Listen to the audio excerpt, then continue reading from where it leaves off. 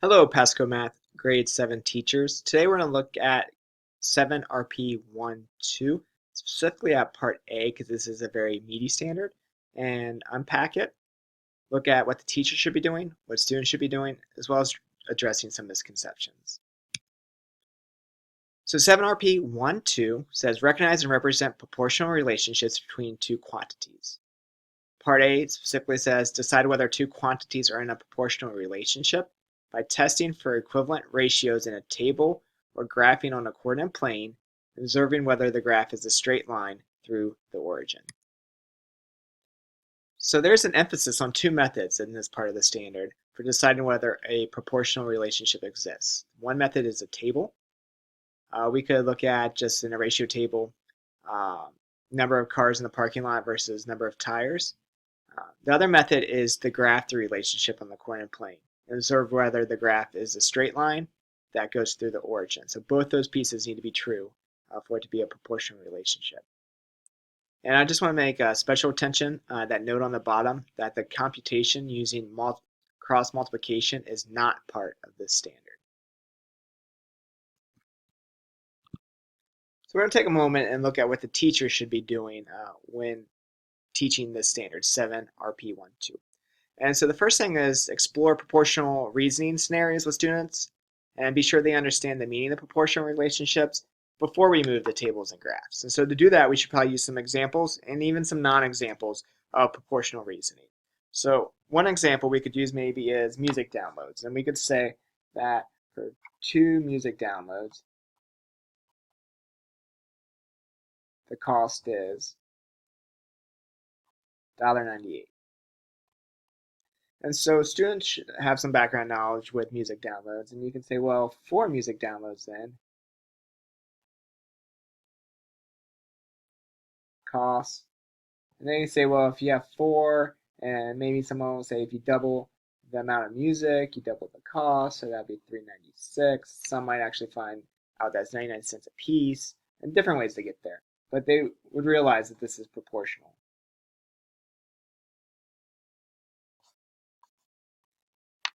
We also have to sprinkle in some non-proportional type problems to make them really make sense, because sometimes examples and non-examples is how we make sense of the math.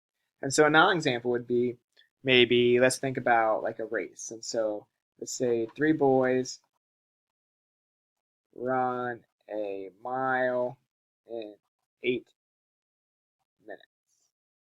So then you can say 6 boys run a mile in, if you leave this up to the students, many of them will say, as you can think of, 16 minutes. We know this isn't the case. This is not proportional. That reasoning isn't valid. So 6 boys, assuming they run at the same rate, should also just take 8 minutes.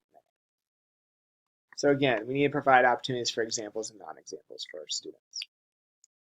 Even ask them to write their own examples and non-examples of proportional relationships. I'm sure they'll come up with a lot of creative things to share for the class.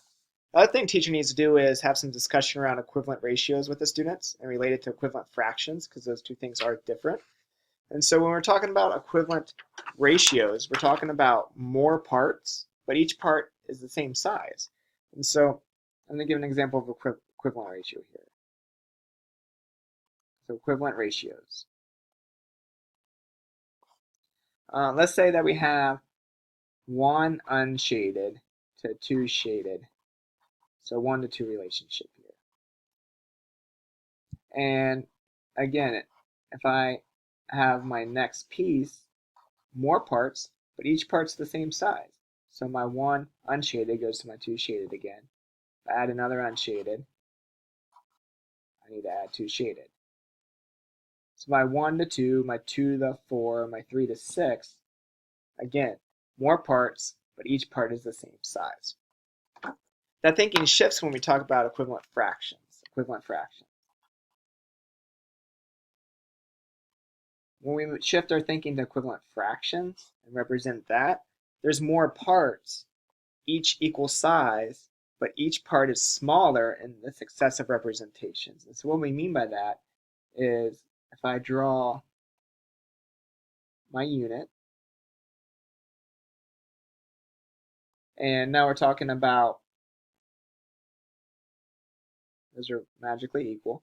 If I'm saying my 1 unshaded to my 2 shaded, so I have 1 unshaded to 2 shaded, so that relationship still exists. But if I want to show my next representation, so this would be maybe 1/3. But if I want to show the next representation, so I'm going to still draw my thirds, but now I need to chop these up because now I have 2 unshaded to 4 shaded. And so again, I have 1/3, 2/6.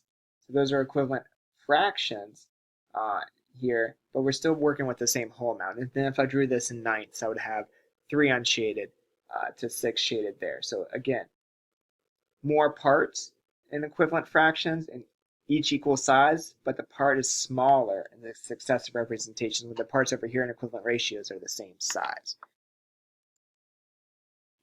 And the teacher also needs to define 2 equivalent ratios as a proportion. So what the teacher does continued, still pose examples of proportions written with the quantities in different positions. What this means is just, let's say that you have like 3/15ths, allowing them to realize that that's the same thing as a fifth, or you could say 15/3 equals 3/1. And so we just need to make sure that we're not putting things in the same place when we set up our proportions. We also need to present students with a table for a context and ask them to determine if all the entries in the table are proportional. So that's where we're looking at the within and between relationships in that table. So we want to make sure we get the same, if we want to take it back to unit rate, make sure we get the same unit rate for each entry. And so that's how we can determine if it is proportional. And then we also should graph 2 ratios on the coordinate plane from the proportional scenario to show it's a straight line and goes through the origin. Now let's look at what the student should be doing. And so one thing they could do is, provided a bunch of examples, they could sort which ones are proportional and which ones are non-examples or non-proportional relationships. Create their own examples to demonstrate that they understand the context of a proportion. Communicate, that's verbally or in writing, that a proportion is a statement of 2 equivalent ratios. That's something we definitely want them to understand. Model the proportional relationships by creating tables. Determine if the proportional relationship exists from a given table. Again, that's where they look at the relationship of the numbers, but looking at, is that unit rate constant in that table. Model relationships on graphs and determine if they're proportional. And remember, they need to not only realize it's a straight line, but then also that it goes through the origin. We can't have an initial starting value, and so some of those non-examples, like let's say there's a monthly gym membership, but you have to pay your initial first-time fee. Like right away, that's not proportional because that initial fee causes your, if you're thinking y equals mx plus b, now you have an initial starting value that's not the origin. B would not be 0 in that case. And we also want them to test their hypotheses about whether a proportional relationship exists between any two points on the graph. When thinking of some misconceptions students might have with this part of the standard, one thing that comes to mind is graphing, and students might need to be reminded that the same quantities need to be graphed on the same axes. And let's just say we had 10 cans of soda, it costs $2, and that's proportional to 50 cans of soda that costs $10. And so they just need to know that cans need to be graphed on this, the same axes, and then the number of dollars needs to be represented on the other. So sometimes they'll flip those in the middle of plotting their points. And so just things like graph paper, having them pause, make sense of what does X represent, what does Y represent as you're graphing.